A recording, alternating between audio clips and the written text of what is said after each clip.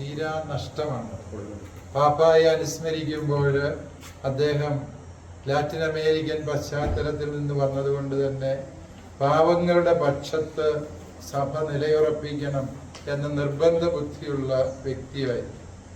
തികച്ചും ലളിതമായ ജീവിത ശൈലിയിലൂടെ പാവങ്ങൾക്ക് വേണ്ടി നിരന്തരം സംസാരിച്ചു കൊണ്ടിരിക്കുകയും ലോകമെങ്ങുമുള്ള അഭയാർത്ഥികളുടെ ആശാകേന്ദ്രമായി മാറുകയും ചെയ്തു പരിശുദ്ധ പിതാവ് ഫ്രാൻസിസ് മാർപ്പാപ്പ. സഭ പാവങ്ങളുടെ സഭയാകണം എന്ന് മാത്രമല്ല, സഭ തന്നെ പാവമാകണം എന്നുള്ള നിർബന്ധ ബുദ്ധി മാർപ്പാപ്പായ്ക്കുണ്ടായിരുന്നു. അതോടൊപ്പം തന്നെ സഭയുടെ ഭരണക്രമത്തിൽ വളരെ വിപ്ലവകരമായ മാറ്റം കൊണ്ടുവരുവാൻ ഫ്രാൻസിസ് മാർപ്പാപ്പായ്ക്ക് കഴിഞ്ഞു. മാർപ്പാപ്പായുടെ ഒരു ആശയമാണ് സിനഡാലിറ്റി എന്നുള്ള സങ്കല്പം. സിനഡൽ ചർച്ച് എന്ന് പറഞ്ഞാൽ അധികാര സ്ഥാനത്തുള്ളവർ ഏകപക്ഷീയമായി എടുക്കുന്ന തീരുമാനങ്ങളല്ല സഭയുടെ തീരുമാനം, മറിച്ച് സഭയുടെ തീരുമാനം കൂട്ടായ്മയുടെയും പരസ്പരം മനസ്സിലാക്കുന്നതിൻ്റെതും ആയിരിക്കണം എന്ന നിർബന്ധ ബുദ്ധി ഫ്രാൻസിസ് മാർപ്പാപ്പായ്ക്കുണ്ടായിരുന്നു. കഴിഞ്ഞ 2 വർഷങ്ങളിൽ ഈ സിനഡൽ ചർച്ചിന്റെ ആശയം രൂപപ്പെടുത്താൻ വേണ്ടി ലോകമാസകലമുള്ള മെത്രാന്മാരുടെ പ്രതിനിധികളെ മാർപ്പാപ്പ വിളിച്ചു ചേർക്കുകയും എല്ലാവരെയും ശ്രദ്ധാപൂർവം ശ്രവിക്കുകയും ചെയ്തു.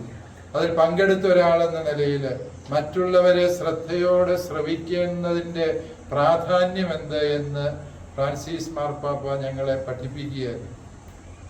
വീണ്ടും പാപ്പായുടെ ജീവിതം പരിശോധിച്ചാൽ നമുക്ക് മനസ്സിലാകും, ഇതര മതങ്ങളുമായിട്ട് വളരെ സൗഹാർദ്ദത്തിൽ കഴിയേണ്ടവരാണ് ക്രൈസ്തവർ എന്ന് മാർപ്പാപ്പായ്ക്ക് നിർബന്ധ ബുദ്ധി ഉണ്ടായിരുന്നു.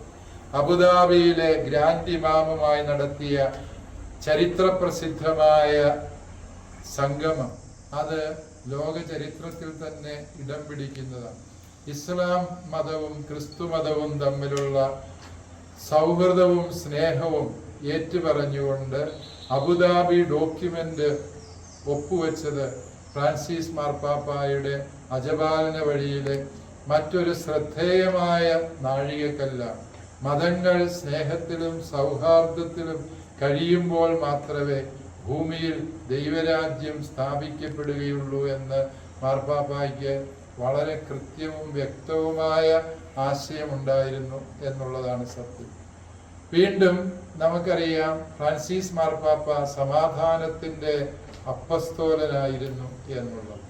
കാരണം അദ്ദേഹം സാമ്രാജ്യ ശക്തികൾ ഏതുമാകട്ടെ, അത് ഇസ്രായേലാകട്ടെ, അമേരിക്കയാകട്ടെ, റഷ്യയാകട്ടെ, ഏത് സാമ്രാജ്യ ശക്തിയും അക്രമത്തിന്റെ പാത തിരഞ്ഞെടുത്തപ്പോൾ മാ നിഷാദ എന്ന മുഖത്ത് നോക്കി പറയുവാനുള്ള ആർജവത്വമാണ് ഫ്രാൻസിസ് മാർപ്പാപ്പായെ ലോകത്തിന് ഇത്രമേൽ സ്വീകാര്യനാക്കിയത്.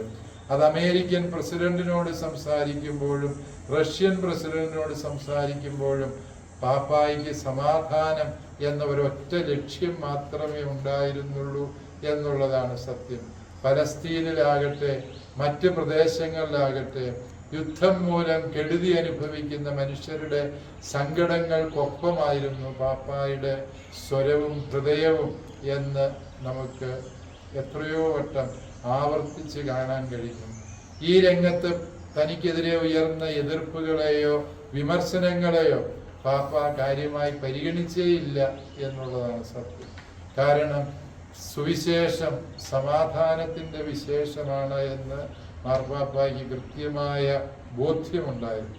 അവസാനമായി പാപ്പായെ അനുസ്മരിക്കുമ്പോൾ പരിസ്ഥിതിയെ അങ്ങേയറ്റം സ്നേഹിക്കുന്ന ഈ പ്രപഞ്ചം നമ്മുടെ പൊതുഭവനമാണ് എന്ന വിചാരവും വികാരവും മാർപ്പാപ്പ സൂക്ഷിച്ചിരുന്നു എന്നുള്ളതാണ് സത്യം.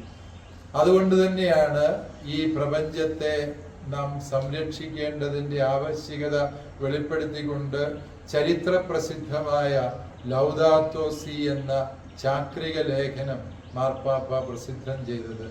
ഈ ഭൂമിയിലെ ഓരോ പുൽത്തരിയും അതുപോലെ ഈ ഭൂമിയിലെ ഓരോ ജീവജാലവും ദൈവത്തിൻ്റെ പദ്ധതിയുടെ ഭാഗമാണ് എന്നും അതിന് ദോഷം വരുന്നതൊന്നും മനുഷ്യരുടെ ഭാഗത്തു നിന്നുണ്ടാകരുത് എന്ന് നിർബന്ധ ബുദ്ധിയോടെ മാർപ്പാപ്പ സഭയെയും ലോകത്തെയും പഠിപ്പിച്ചു എന്നുള്ളതും ഈ അവസരത്തിൽ നാം അനുസ്മരിക്കേണ്ട സത്യമാണ്.